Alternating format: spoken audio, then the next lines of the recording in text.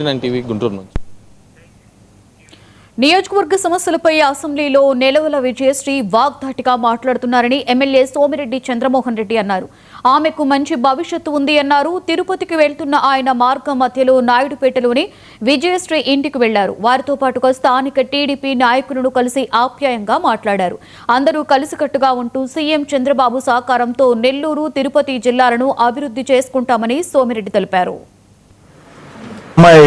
Vijayasri MLA గారి ఇంట్లో రోజుసేపు ఇక్కడ బ్రేక్ తిరుపతి ఎయిర్పోర్ట్కి పోతూ సుబ్రహ్మణ్యం గారితో అందరితో పార్టీ నాయకులు అందరూ అక్కడ కూర్చున్నాము. నాకు చాలా సంతోషంగా ఉంది. అందరు పాత వాళ్ళు అందరూ కనిపించారు.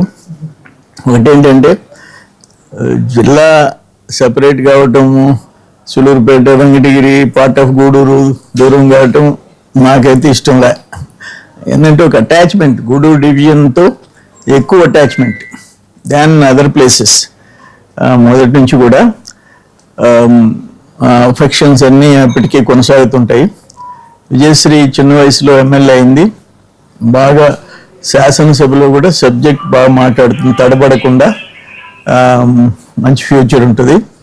చదువుకున్న అమ్మాయి, సుబ్రహ్మణ్యం గారి డాటరు. సో సులూరుపేటలో బాగా అందరినీ క్యారీ చేస్తుంది. ఒకటి గూడూరు డివిజన్ ఇంకా కొంచెం ప్రధానమైన సమస్యలు ఉన్నాయి. ఎప్పటికప్పుడు సీఎం గారి దగ్గర పెట్టేసి వాటిని సార్ట్అవుట్ చేసుకునేదానికి